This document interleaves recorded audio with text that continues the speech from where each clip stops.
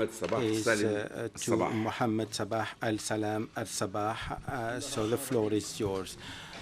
In the name of God, the merciful and in the tradition of 1001 nights, I will tell you a story.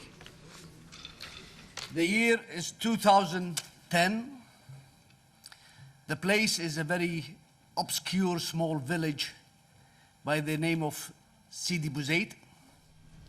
The actor was a simple street vendor, and the act was that this vendor set himself on fire. Mohammed Bouazizi, almost 3 years ago, he's certainly no political ideologue. He is not certainly a political activist or social reformer.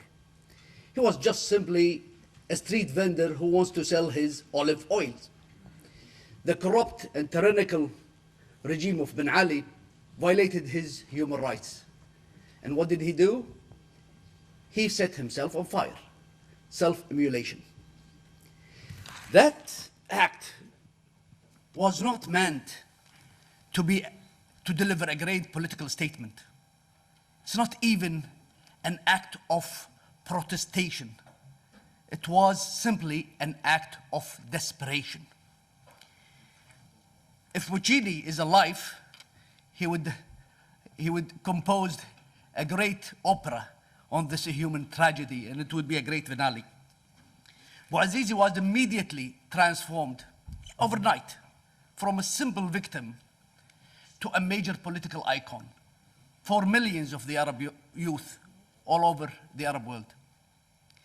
He became the lightning rod and a rallying cry for a fight against tyranny, corruption, and injustice in the Arab political regimes. If you believe Tom Friedman of New York Times, Bouazizi was really a global phenomenon. He claimed that Bouazizi was the precursor of the Occupy Wall Street movement in the United States, and even was the instigator of the largest demonstration in Tel Aviv in 2011. Now, where do we stand after 3 years of Bouazizi? Egypt, Tunis, Yemen are in a constant state of agitation, and they are yet to find their internal socio-political equilibrium. Libya is in a state of flux, with competing tribes claiming autonomy and even sovereignty from the central government. Sudan is now divided into two hostile states against each other. And most tragically, Syria is embroiled in a savage civil war with more than 120,000 casualties, civilian casualties, and counting. In short, 3 years after Bouazizi, the Arab world is in a state of chaos. Now, did Bouazizi engineered or created this chaos? Or was he the last straw that broke the camel's back? Well, there are two extreme arguments on this count. Some would argue that what is happening in the Arab world is a good thing. This is a result of the tyrannical regimes who suppressed a volcano of a liberal democratic discontent. This suppression could not last for long, and the eruption happens. And it is not chaos, but to use Condi Rice's phrase, it's a creative chaos that is a necessary and sufficient condition to trigger the imperative fundamental political transformation in the Arab world. It is ironic that the Tunisian started this avalanche of protestation and political movement in the Arab world that toppled a number of Arab regimes, tyrannical Arab regimes. The irony is that another Tunisian, almost 600 years ago, predicted this outcome. His name is Ibn Khaldun in his Al-Muqaddimah, when he described the interplay between the tyranny of the state and despotism of a state and the demise and disintegration of society. But Ibn Khaldun issue should be relegated to another discussion, another conference maybe. Now, on the other hand, there's another view that is what's happening in the Arab world is not an Arab Spring. It's an Arab winter, or as my brother, autumn. The Prime Minister said that it's an Arab autumn. They think that this is a calamity descended on the Arab world. I mean, the most extreme version of that, I think you would find it in what Mohammed Hassanein Haikal, the prominent Egyptian journalist, who said that this is not an Arab Spring. This is a multiple conspiracy against the Arabs. It's not one conspiracy, not two, not three, but the 3.5 conspiracies. The first conspiracy is an American-European conspiracy. It is a 2011 version of the 1916 Sykes-Picot Agreement to redistribute the wealth of Arab countries between the victor powers. And the second conspiracy is a Turkish conspiracy to re-establish the Ottoman hegemony over the Arab world. And the third conspiracy is an Iranian conspiracy to spread Shi'ism throughout the Arab world. And of course, the last half conspiracy is, you guess it right, Israeli conspiracy.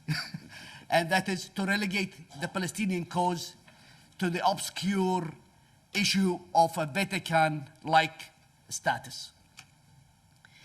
Be that as it may, the euphoric early stage of the Arab Spring is over. The definition of the new political order and the restoration of the new socio-political equilibrium is yet to be accomplished.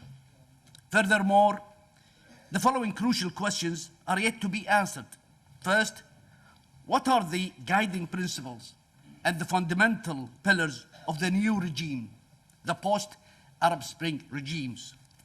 What are the constraints on the political parties, religion institutions, military establishment, and civil societies in the new order?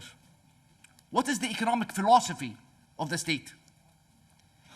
And most importantly, how would the new regime deal with the urgent need for post-conflict national reconciliation? Can the new rulers confront, control, and restrain the popular culture of victor and vanquish? And here is where the Europe can play a positive and a relevant role in the Arab Spring. And I would just mention 3 items very quickly. And it is about the economy and security and ecology.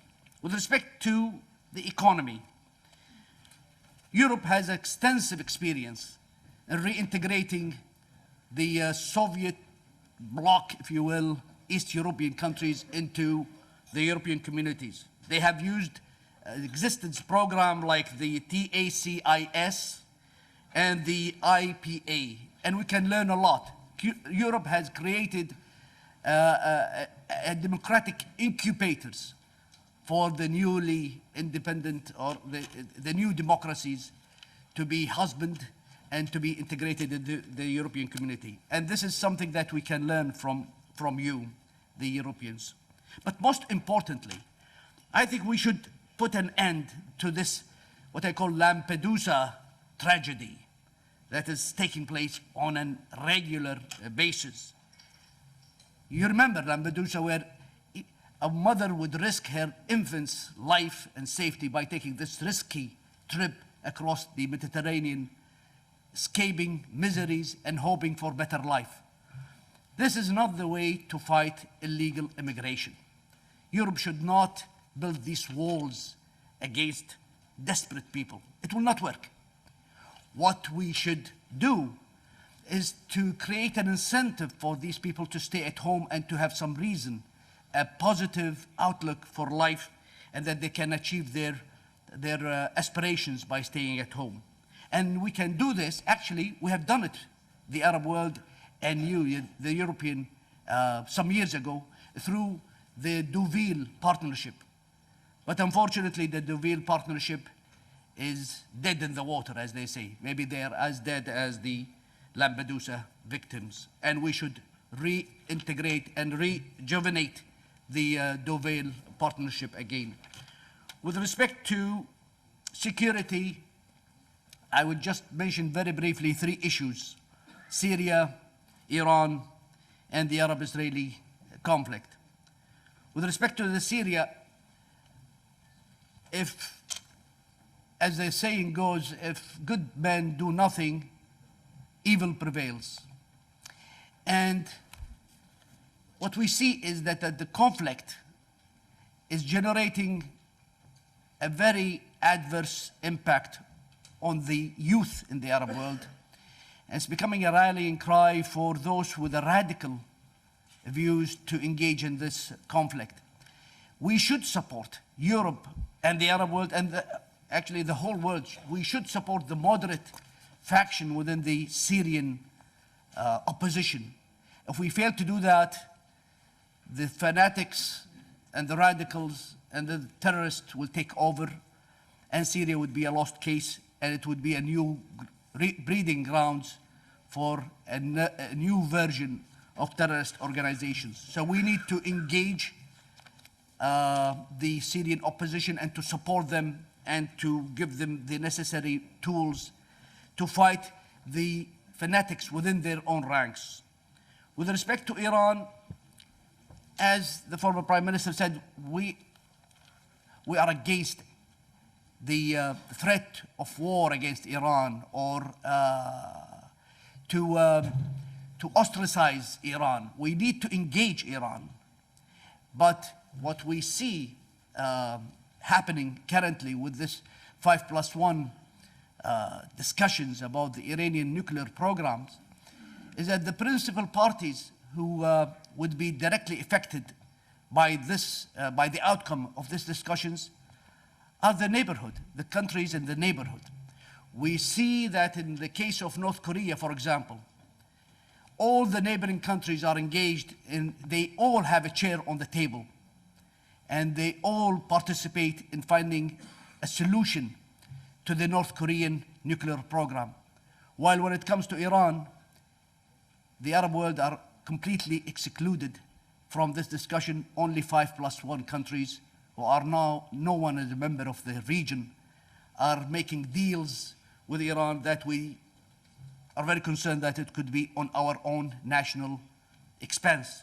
And this is where I think Europe, again, can play a role in bringing us and having a chair for us on this Iranian, the 5+1 dialogue. And the third issue with respect to security, I will just mention it because it was said in such an eloquent way by, again, the Prime Minister, Senora, about the Arab-Israeli conflict, so I don't need to dwell on that. Finally, we need to cooperate on the issue of ecology. We should think about our future generation, about our grandchildren, their grandchildren. And what we see now is that we are basically destroying our environment and making life quite difficult for our offsprings. I come from a country which has been blessed with hydrocarbon resources. Kuwait is rich in oil. Yet, I recognize that this irresponsible use of this natural resource by especially the developed world, the industrial world, has a serious ramification on our livelihood. The level of the CO2, the carbon monoxide, in the environment has increased significantly from 320 parts per million back in 1970, and the threshold is 350 parts per million. So in 1970, it was a little bit less than the threshold, about 320. to now, it's almost 400 millions parts per millions.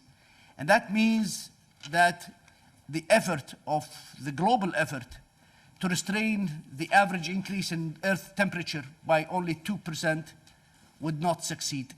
And that would spell some serious consequences and a very gloomy outlook for our environment. I know that I have extended a little bit of my time, and I would thank Abdulaziz Al-Babtain for his generosity and the European Parliament for hosting us for this dialogue. Thank you very much indeed.